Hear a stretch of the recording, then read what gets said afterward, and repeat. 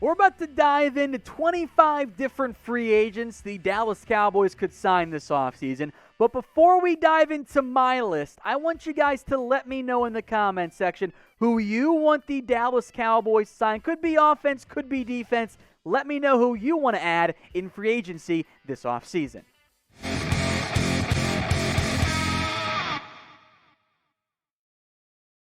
I got 25 guys on my list here. Now, I was going to be like, oh, it's got to be defensive heavy, so maybe I'll do like 20 defense, 5 offense, and then I was trying to find offensive guys, and I gave up. It's all defense here because it's 2021, and that is desperately what the Cowboys need to add. So we'll begin, no real order, but there is some positional grouping here, with maybe the dream target. That is Justin Simmons. I got producer Sam behind the computer. He's a Broncos fan. He says we can't have him. I would love to get Justin Simmons. I think it is important to mention him on all of these lists because, you know, free safety, you got to get somebody better than Xavier Woods in there. The problem is, oh, man, Justin Simmons is going to be so expensive.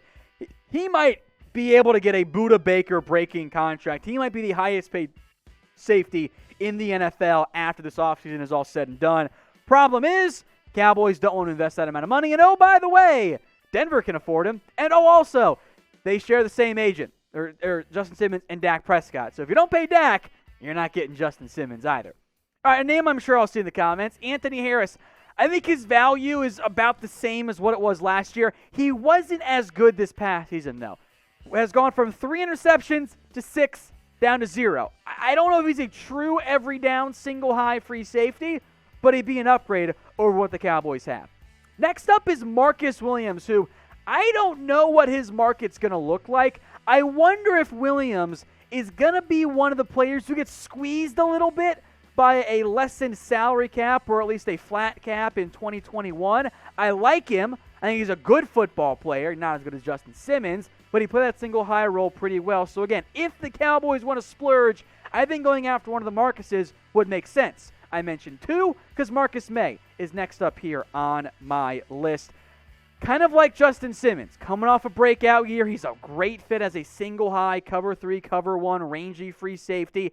But the Jets have plenty of money. They have like 3 good defenders, and Marcus Maye is one of them. They should probably just re-sign him. Now, some of those names I mentioned, big name, big splashes. Malik Hooker, though, might be the most gettable of everyone. Coming off an injury, but he fits what I call the Will McClay special. Former early round pick, a first rounder to be exact. Coming off the injury, fits as a single high. It's never been about the talent. It's been about the health for Malik Hooker. If you can get him low, buy low guy, I think that would be a great addition for the Cowboys. So not all of these names are the most realistic, like, yeah, you could pay him no problem guy. Malik Hooker, though, I think fits that mold. So is this the year, and I'm trying to speak some, positivity into existence here, is this the year the Cowboys finally get a good safety? Type 1 for yes, type 0 for no. If you get the ad break here on YouTube, take advantage. Go type in 1, and we'll speak it into existence here on the Cowboys Report. Let's zoom in now on the cornerback spot. And at some point, by the way, we will do full in-depth, just safeties, just corners, just defensive line. We'll do that. I'm going to take a more broad approach here, so I see some bigger name guys on this list. You have Trevon Diggs. Anthony Brown can be a second guy of your top 4. I want to get 2 more good players. I'd love to get a number 1. I've mentioned William Jackson many a time on this show. Now, if the Bengals lose Jackson, they could end up going quarterback number 5 overall in the NFL draft. I think he and Diggs would be an awesome and young 1-2 punch. Another big name here, Patrick Peterson. I am very curious what the salary cap looks like for him in terms of the cap hit and the money he ends up commanding. He has not been the same guy the past 2 years. But from a name brand perspective, he's better than most of the guys the Cowboys have thrown out there at quarterback in recent years. If he takes less, yes, I think he might be a bit too expensive. Now, Richard Sherman is a very interesting name. He knows Dan Quinn very well, has praised Dan Quinn plenty in the past. I think he'd be a fit for what the Cowboys want to do. The question is he a safety long-term, or I should say in the short term, because he doesn't have that much time left in his NFL career? Does he play corner? You got needs at both, so I'm not overly concerned about that one. Coming off an injury, wasn't as good. Does he take less? Is Jerry Jones's position as ownership an issue for either side, frankly? It's an intriguing name, one I'm interested in, but in the end, like all these guys, comes down to the cost of how much they're willing to take. Now, if you guys want to make some money for yourself this offseason, and in the playoffs, of course, head over to chatsports.com/bet. Use promo code, it's right there, Cowboys125. That will get you a 125% deposit bonus. So you put down $100, boom, extra 125 for free. And if you want to get some extra money and then take that money and make more money, here's my playoff parlay bet for you guys. All right, Packers and Chiefs money line in the AFC Championship game. Give me the over in the Bills-Chiefs game. I'm going to go with the Mahomes is able to play theory on both these bets, frankly. And then give me the under Bucks and Packers, a $10 parlay. You bet all those things, hit them all, you win, lose one, you're out. Gets you almost $90 on your return. 9x investment for 4 bets? Ooh, that's pretty damn intriguing right there. You can take that bet or go against it at chatsports.com/bet, but use that promo code Cowboys125. I'm not trying to go with all the biggest names out there. Here's one who I think might end up being a little bit more affordable. QUINTON DUNBAR, who in the first couple games this year for Seattle when healthy was awesome. But then he got hurt, and he got benched because he was not good enough to be out there from a health perspective. If he's healthy, he and Trevon Diggs, that works. That works a lot. It'd probably be a cheap one-year deal if you have him go prove it this offseason. I think Dunbar, who hasn't really been mentioned as a potential Cowboys fit, could be a sleeper if the team trusts his health and, of course, if the price ends up being right. I did want to mention linebacker here. I don't know what they're going to do. Sean Lee's maybe ends up retiring. You got Leighton Vander Esch. Do you bring back Jalen Smith? If the answer's no, and you don't bring back Jalen, and you're able to cut him amid the injury concerns and the wrist surgery, you can save up to $7 million. That frees you up to make some moves. If you want to just go get the best free agent linebacker, that is LAVONTE David. I think he would thrive in the Dan Quinn defense. I mean, the numbers, not always the best way to scout, but the numbers back up the on-field play. He's awesome. Now, if you want to go much cheaper and go with what I, again, call the Will McClay special, failed former early-round pick, JARRAD Davis. I have to be honest, he was bad for the Lions, but maybe a change of scenery works out. Worst case, maybe you got a better number 4 linebacker, or at least worth taking a flyer on. Next up is DENZEL PERRYMAN for me from the Chargers most recently. The numbers kind of indicate how he was used, right? This is not a 3-down linebacker. This is a 2-down run stopper, which I think the Cowboys could kind of use. I don't trust him in coverage, though. He's a throwback linebacker. He's out there on first downs, on some second downs. Got to get him off the field in coverage, though. But you know what the Cowboys didn't have last year? It was a truly great run-filling linebacker. So if you can figure out the third down component, DENZEL PERRYMAN actually might make some sense for this team. Plus, he has played a pretty similar system with Gus Bradley in LA. Now, if you guys want more Cowboys free agent videos, again, I mentioned just looking at cornerbacks, just looking at safeties, looking at defensive tackles in a second. Hit that big red button and subscribe. That way you don't miss out on anything. Let's go to KJ right now, who I saw this mentioned by one of the Cowboys beat writers. I think the money might be a bit of an issue, but again, he would be a reliable linebacker for you in a similar system. So because of the Dan Quinn connection, I wanted to make note of him. KJ Wright, though, is only an option as far as I'm concerned if you move on from Jalen Smith. Now, we'll get to edge rusher as well, but I want to focus in on the position I think the Cowboys should devote most of their time and effort and energy into trying to fix through free agency.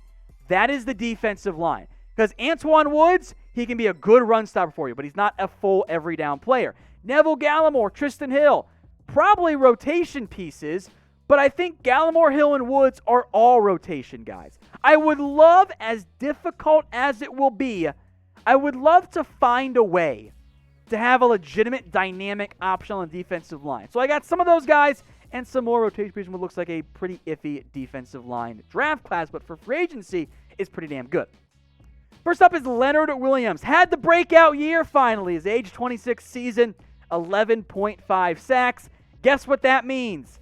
He might price himself out of the Cowboys' range. However, his teammate, Dalvin Tomlinson might make a little bit more sense. He can stop the run, offers more in the pass rush game than, frankly, what anyone on the Cowboys roster showed this past year. I think Dalvin Tomlinson would be a brilliant move. You got to make the money work. I don't know how much he's going to command on the open market, but I think he'd be cheaper than Leonard Williams and fills a significant need as well. So pick one of those Giants defensive tackles for me. If you want to go after Leonard Williams, type in W. If you want Dalvin Tomlinson, type in T. Next up is Shelby Harris. Now, his production, I don't think is the most indicative of how good he actually is. Good run stopper, can penetrate as well, and has some of the best ability in the NFL to get his hands with the line of scrimmage and break up passes. 7 pass breakups? That's a lot for a defensive lineman. Now, he's approaching age 30. Denver can afford him if they want, but if he's not going to command a major contract, if you can get him for more of a mid-level deal, that intrigues me a lot for Dallas. Let's go down to Mike Pennel, a name we mentioned last year. And in the brutally failed and disastrous Fatty's Only campaign, Pennel was kind of the only one who was good this year. Everyone else got hurt or outright sucked. Now, Pennel got suspended, but when he's on the field, the Chiefs' run defense is better. If you want to get an Antoine Woods compliment, I think Mike Pennel makes a ton of sense. Another big name here, NDAMUKONG Suh, who's kind of at the weird stage of his NFL career where he's not going to be expensive relative to like a Leonard Williams or a Dalvin Tomlinson. Still solid, still reliable, still productive, but he's aging. He doesn't give you as much in the passing game as he did in his prime, but if you're looking for a older veteran, guy that can impact you immediately while you develop Gallimore and Hill, Suh makes more sense for this Cowboys than I think he actually ever has in the past. Let's go now to a familiar face, Gerald McCoy. Now, I did not put any of the Cowboys' own free agents on this list, but McCoy is not a Cowboys free agent. He was cut and missed the entire year. Stephen Jones said McCoy plans to be should be in their plans. We'll see if McCoy feels that way. If you bring back McCoy, I think that helps. I don't think you can go, okay, cool, we signed Gerald McCoy. Now with Woods, Gallimore, and Hill, we're set. I think you still want to look into other options. But if he's cheap, and I think he will be coming off the injury, I'm down to bring back Gerald McCoy. Probably a one-year deal. I mean, maybe it's $3 million. Anything more than that probably seems a bit expensive there. So do you want to bring back McCoy as he enters age 33? Type Y for yes, or type in N for no. Trying to find some more buy low candidates here. How about Sheldon Rankins, who former first-round pick at Louisville, had a great 2018, if I remember correctly, and then has been a bit banged up as of late. The production has dipped, but he fits well with what Dan Quinn wants to do on the defensive line. As a buy low 3-tech, I think Rankins makes some sense. Now time for a cheaper, bigger boy. How about Jonathan Hankins? He's not going to give you much in terms of the pass rush or being a disruptor, but as a run stopper, he fits that well. Him and Antoine Woods, that's a solid and damn good 1-2 punch at that more one-technique, run-stopping defensive tackle nose guard type spot. A more expensive version of that could be DAQUAN Jones, who Tennessee might just decide to re-sign. Again, he's not going to bring you a ton of the passing game, but you know what? You still need better run stoppers. And you know what else? If you're able to find a way to invest the defensive tackle spot, guess what happens overnight? Your linebackers get better.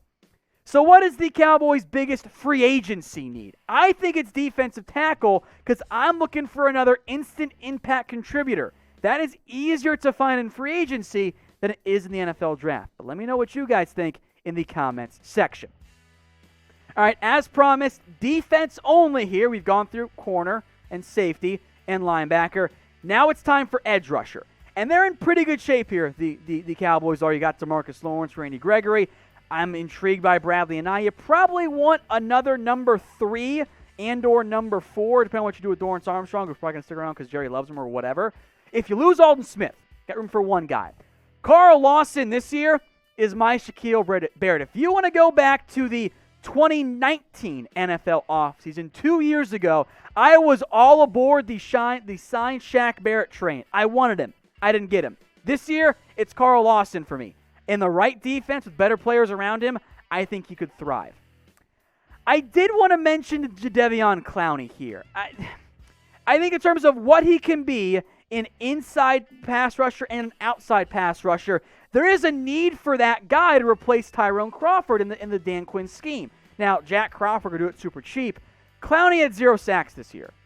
I think that if he is at the right price, if he's like $8 million, I'm in. I suspect he's going to want a little bit more in free agency. Last name here, Ryan Kerrigan. You want to go with a veteran to play the pass rusher only role?